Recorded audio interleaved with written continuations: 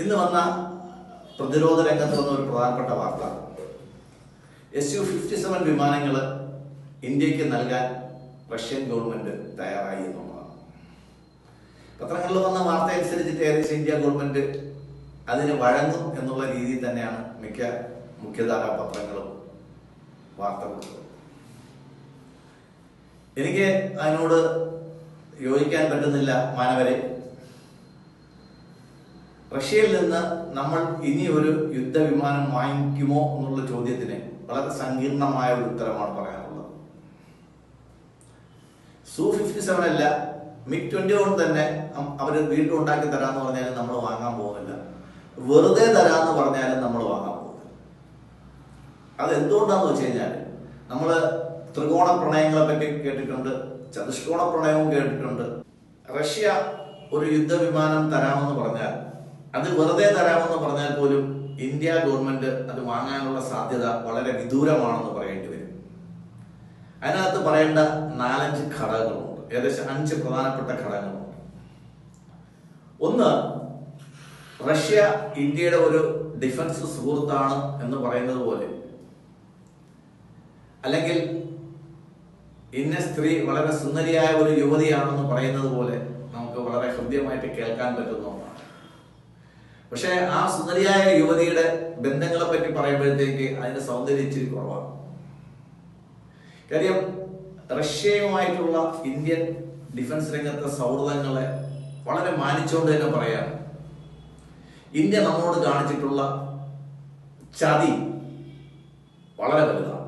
നമ്മൾ പല ആപത്ഘട്ടങ്ങളിലും റഷ്യ നമ്മളെ സഹായിച്ചിട്ടുണ്ട്, നമ്മളെ കൂടെ നിന്നിട്ടുണ്ട്.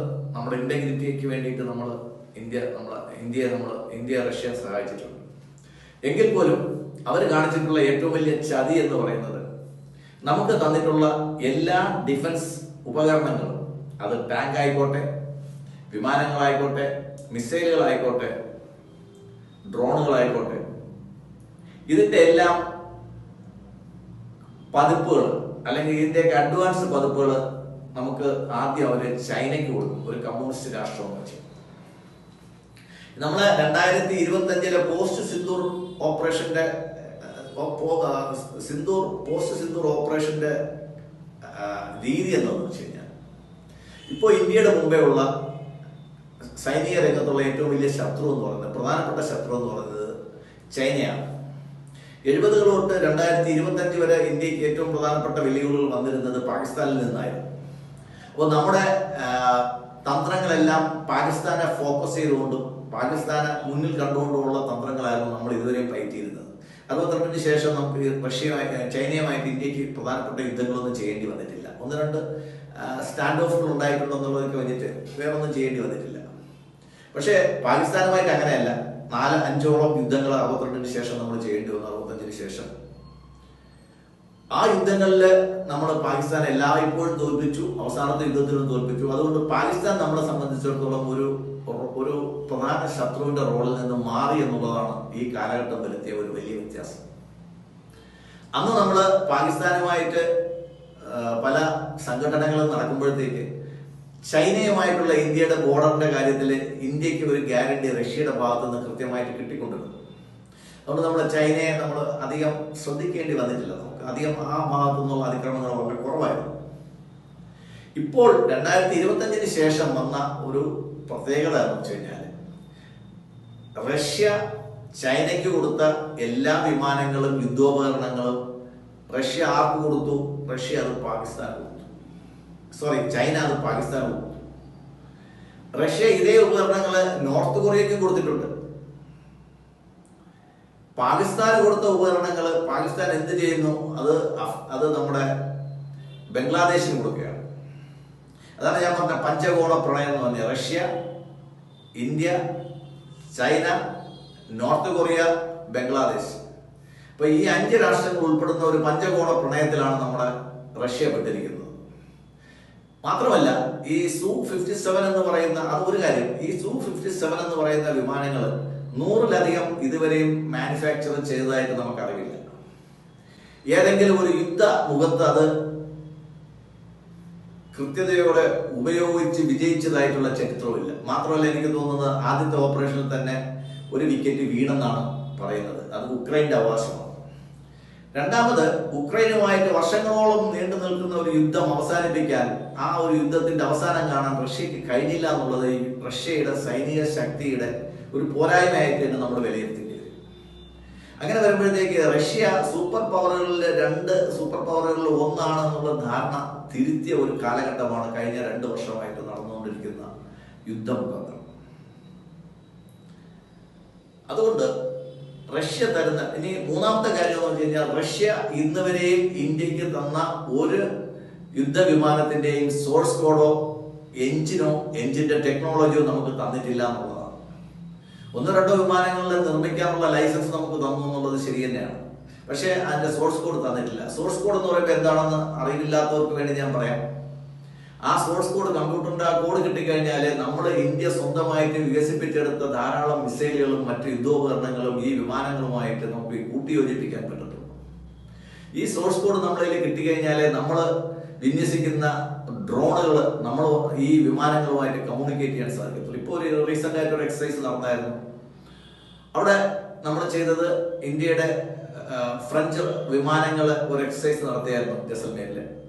അവിടെ നമ്മൾ ചെയ്തത് യുദ്ധരംഗത്ത് യഥാർത്ഥത്തിൽ ചെയ്യുന്ന മാതിരി പൈലറ്റ്, നമ്മുടെ റഫാലിന്റെ പൈലറ്റും താഴെയുള്ള ഗ്രൗണ്ട് യൂണിറ്റുകളും ഡ്രോണുകളും എല്ലാമായിട്ട് കൃത്യമായിട്ടുള്ള കമ്മ്യൂണിക്കേഷൻ നടക്കുന്നുണ്ടോ, കൃത്യമായിട്ടുള്ള ഓപ്പറേഷൻ സംഭവിക്കുന്നുണ്ടോ, ശരിക്കും ആക്രമിക്കാൻ പറ്റുന്നുണ്ടോ എന്നുള്ളതിന്റെ ഒരു കണക്ക് എടുപ്പായിരുന്നു കഴിഞ്ഞവണ നടത്തിയത്.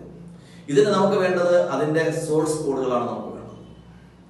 മാത്രമല്ല, റഷ്യ ഈ പ്ലാന്റ് ഇന്ത്യയിൽ തന്നെ ചെയ്യാമെന്ന് പറയുന്നു. പക്ഷേ റഷ്യ ഒരു കാര്യം പറയുന്നില്ല, ഞങ്ങൾ ഈ ടെക്നോളജി വേറെ ആർക്കും കൊടുക്കുന്നില്ല എന്ന് പറയുന്നില്ല. നമുക്ക് അതിനകത്ത് മോണോപ്പൊളി ഉണ്ടായാലേ പറ്റത്തുള്ളൂ, പ്രത്യേകിച്ചും ചൈനയുമായിട്ട്. അവരിപ്പോൾ നോർത്ത് കൊറിയയ്ക്ക് കൊടുത്തു കഴിഞ്ഞാൽ നമുക്കതൊരു വലിയ വിഷയമല്ല. പക്ഷെ ചൈനയ്ക്ക് നമ്മൾക്ക് തരുന്ന വിമാനങ്ങളുടെ അതേ രീതിയിലുള്ള വിമാനങ്ങൾ അല്ലെങ്കിൽ അതിന്റെ ടെക്നോളജിയൊക്കെ ചൈനയ്ക്ക് കൊടുത്തു കഴിഞ്ഞാൽ നമ്മൾ വാങ്ങിക്കുന്നത് വെറും കളിപ്പാട്ടങ്ങൾ മാത്രമായിട്ട് മാറും. സുഹൃത്തുക്കളെ, നിങ്ങൾക്ക് ഓർമ്മയുണ്ടാവും, പാകിസ്ഥാൻ ചൈനയിൽ നിന്ന് വാങ്ങിച്ച മിസൈലുകളാണെങ്കിലും യുദ്ധവിമാനങ്ങളാണെങ്കിലും യൂസ്ലെസ് ആയി പോയി, പാട്ടകളായി പോയി എന്നുള്ളത് നമ്മളെല്ലാവരും കണ്ട ഒരു ഉദാഹരണമാണ്. ഇതേ രീതിയിൽ റഷ്യയിൽ നിന്ന് വാങ്ങിക്കുന്ന സാധനങ്ങൾ അല്ലെങ്കിൽ അവരിൽ നിന്ന് അക്യൂർ ചെയ്യുന്ന ടെക്നോളജിയുടെ ഫേക്ക് ആയിട്ടുള്ള രൂപങ്ങൾ ലോകത്ത് പലയിടത്തും വിൽപ്പന നടത്തി നേട്ടം ഉണ്ടാക്കുന്നതാണ് ചൈനയുടെ ഒരു രീതി. അപ്പോൾ ചൈനയും റഷ്യയുമായിട്ട് ഇത്ര ശക്തമായിട്ടുള്ള ഒരു കമ്മ്യൂണിസ്റ്റ് അന്തർധാര, പ്രത്യേകിച്ചും സൈനിക രംഗത്ത് നിലനിൽക്കുമ്പോൾ എന്ത് വിശ്വസിച്ച് നമ്മൾ ചൈനയിൽ നിന്നും ഒരു ക്രിട്ടിക്കൽ ആയിട്ടുള്ള എക്യുപ്മെന്റ് വാങ്ങും എന്നുള്ള കാര്യം നമ്മൾ ആലോചിക്കണം. 5th ജനറേഷൻ വിമാനങ്ങൾ നിർമ്മിക്കുന്നതിന് വേണ്ടി ചൈനയുമായിട്ട് നമ്മൾ ഉണ്ടാക്കിയ ഒരു പദ്ധതി വളരെ മുന്നോട്ട് പോയിട്ടും ആയിരക്കണക്കിന് കോടി ഡോളർ നമുക്ക് നഷ്ടം ഉണ്ടാവുന്ന ഒരു പ്രൊജക്റ്റ് ആണെന്ന് മനസ്സിലാക്കി നമ്മൾ അതിൽ നിന്ന് പിന്മാറുകയാണ് ഉണ്ടായത്. ഇവിടെ നമ്മൾ നോക്കുന്നത് ഇന്റഗ്രിറ്റിയാണ്, അല്ലെങ്കിൽ വിശ്വാസ്യതയാണ്. റഷ്യക്ക് ചൈനയുമായിട്ട് ഇന്ത്യയെ കമ്പയർ ചെയ്യുമ്പോഴത്തേക്ക് ഇന്ത്യയെക്കാളും കൂടുതൽ ചൈനയുടെ അടുത്ത് തന്നെയായിരിക്കും. വേറൊരു ഭാഷയിൽ പറഞ്ഞു കഴിഞ്ഞാൽ ചൈനയുടെ ത്രാസിന്റെ പടി ഒരു പടി താന്ന് തന്നെയാണ് എപ്പോഴും ഇരിക്കുന്നത്. അപ്പോൾ ഇവിടെ ഒരു യുദ്ധമുഖത്ത് നമുക്ക് ചൈനയെ നേരിടേണ്ടി വരുമ്പോൾ നമുക്കുള്ള എല്ലാ വെപ്പൺസിന്റെയും കോപ്പി അപ്പുറത്തുണ്ടെങ്കിൽ നമുക്ക് യുദ്ധം ജയിക്കാൻ വളരെ ബുദ്ധിമുട്ടാണ്. അതുകൊണ്ട് റഷ്യ തന്ന ഓഫർ ഇന്ത്യ എല്ലാ സഹൃദയത്വത്തോടെയും സൗഹൃദത്തോടെയും സന്തോഷത്തോടെയും പ്ലെയിനായിട്ട് നിരാകരിക്കാനാണ് സാധ്യത. വീണ്ടും നമുക്ക് വേണ്ടി തരുന്ന കാര്യം, പ്രീവിയസ് റെക്കോർഡ്സ് ഉണ്ട്. ഇന്ത്യ നമുക്ക് വേണ്ടി തന്ന മിഗ്, ഒരൊറ്റ മിഗിന്റെ പോലും എഞ്ചിനോ അതിന്റെ ടെക്നോളജിയോ നമുക്ക് തന്നിട്ടില്ല. എഞ്ചിൻ ടെക്നോളജി ഇന്നും നമ്മുടെ ബാക്കിയാണ്. നമ്മൾ വളരെ കഷ്ടപ്പെട്ട് വികസിപ്പിച്ച കാവേരി എഞ്ചിന്റെ വികസനത്തിന് റഷ്യ ഒരു ചുക്കും ചെയ്തില്ല. നമ്മുടെ പിണറായിയുടെ ഭാഷ കടമെടുക്കുകയാണ്, റഷ്യ ഒരു ചുക്കും ചെയ്തില്ല. അതുകൊണ്ട് കൂടെയുള്ള രാജ്യങ്ങൾ ടെക്നോളജിക്കലി അഡ്വാൻസ് ചെയ്യുന്നതിനോടും സ്വയം പര്യാപ്തം നേടുന്നതിനോടും റഷ്യക്കുള്ള പാരമ്പര്യമായിട്ടുള്ള ഒരു